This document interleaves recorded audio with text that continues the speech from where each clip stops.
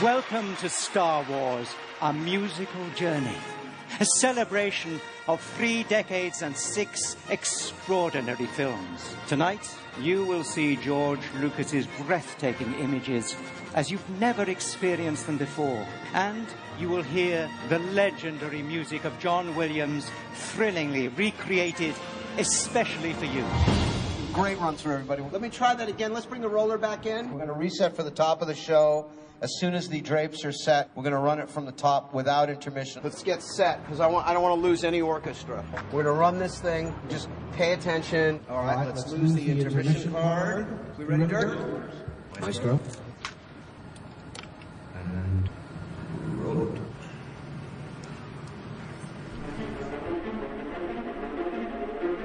One of the main legs that Star Wars stands on is music. The score itself is a testament to the creativity of John Williams, who didn't just do one Star Wars theme song, which everybody remembers, oh yeah, that's Star Wars. There's about at least a dozen of them that when you play it, you say, oh, that's Star Wars.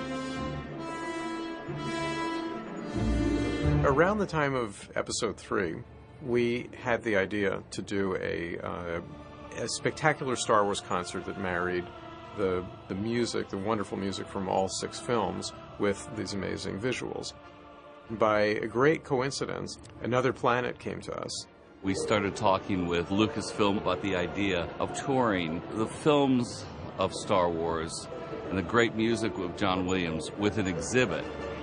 How great would it be for these incredibly recognizable symphonic pieces to be performed with the instrumentation that they were originally written for, so that people could actually see how it's done? We thought, aha, this is an interesting aligning of the planets. They understood what the whole show concept was, and producing something that was essentially a symphonic concert in a rock arena with a rock mentality. And in a very quick span of time, the deal closed. We found a venue in the O2 in London, and then the really hard work began, which was putting all of the different elements together. What is thy bidding, my master? I got a call from Lucasfilm just out of the blue, and they said, we're looking for a music video editor for a big project. And I was pretty intrigued by this. I thought, well, why would Lucasfilm be doing a music video? Do or do not. There is no try. Nothing much happens in editing. John Williams had put together 16 music selections that spanned the entire saga of Star Wars, and they needed 16 music videos. I started the following week. So I had to jump right in and really get my head around the whole Star Wars canon. The most important thing for me was the emotional impact of the music. I cut my picture very precisely, and I timed many of my shots to fall exactly at certain places. You know, I knew every little nuance of the music. Obviously, we had to bring John Williams into the picture because he is Star Wars music. We very nervously would ship off an edited piece for John's approval. I would get these comments like, on the second bar of this phrase, there's a French horn, and I'd like this next shot to land on that French horn. Invariably, he was dead on about his comments. Once you had the video and the music elements, then the challenge came of how do you translate that into an arena show.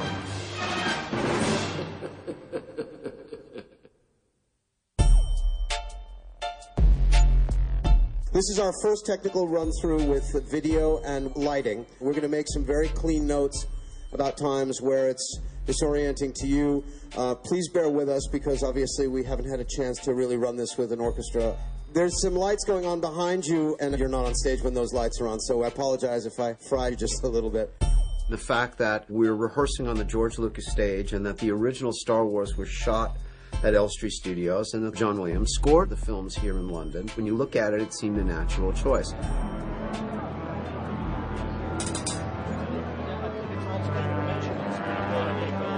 What makes this unique is the fact that it's not a pop star that I'm dealing with. It's not, a celebrity that I'm dealing with. It's not a rock and roll band that I'm dealing with. The star is the material. Okay, good afternoon. I hope you had a nice meal.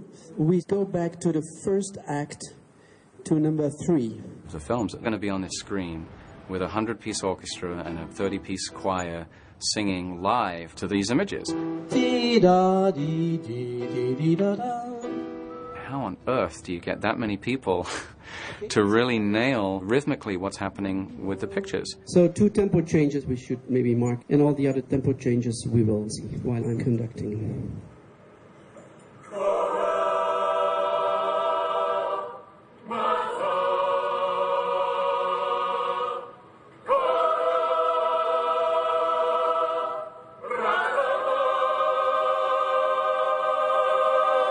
In scoring to picture, composers use this process called streaming.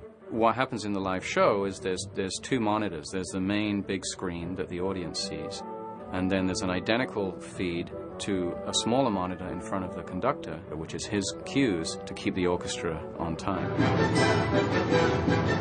In the beginning, I was a little bit afraid. When I heard about the whole machinery and the whole concept, I said, oh my God, I hope it will not kill the reason why we're here. Once you are into the music, you follow the spirit, you follow the lines, you follow the musical acts and the musical movements from the moment as they are created by the musicians. As a conductor of this production, you have to say, come on guys, it's very nice what you're doing, but you have to follow the picture.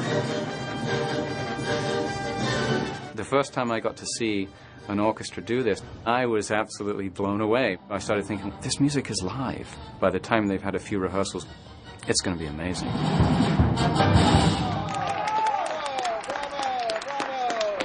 I was wondering if this thing could ever be pulled off. There was a theory in my head. I knew that the technology was out there to do it, but to try and wrangle enough elements together to make it work and make it cohesive was an incredibly daunting task. Do we have that low ship rumble? A chink, shink, shink, shink, shink, stand by on house lights. Shoo, shoo, shoo. Give me some kind of button that I can kill the house lights. Just something you can do tonight on the train.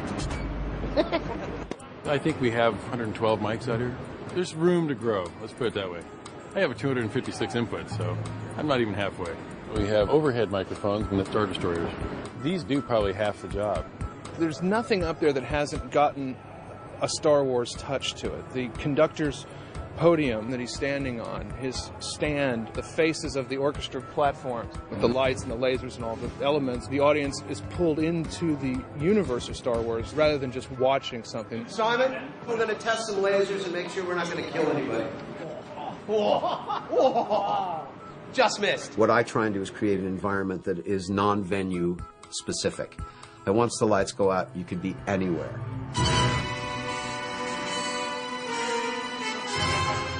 More smoke, please.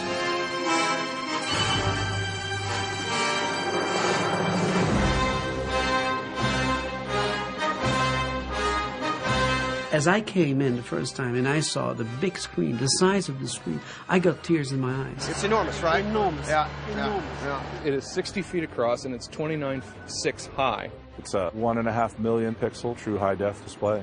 There are stadium-sized screens, but not in and even in high-def format, but not of this resolution. I have never seen that kind of clarity on an LED screen before.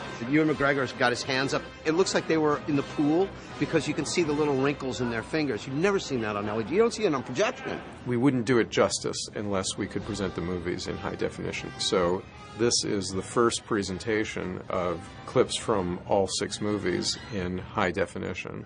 When they came to me and they said, you know, the screen was going to be this big, I immediately freaked out and said, how are we going to move it? I'm standing here in pieces and you're having to lose the grandeur. Okay, tall people, help guide this thing, please. Plan A, take the stuff down, put it in the truck, down the road. Hold up a second. Hold up. Just 1 second. Let me get that forklift box. Or plan B, take the stuff down, put it in the truck, and down the road. Jay, I got last 2 set cards. You want them towards the back? Touring crews, roadies as they're called, have a legendary way of becoming very, very efficient. What looks to be an impossible task becomes sort of second nature. On a normal gig, it's going to be about anywhere from 6 to probably 8 hours. This one here can probably take 12 to 14 to 16 hours today. It's a lot of stuff, but that's what we do.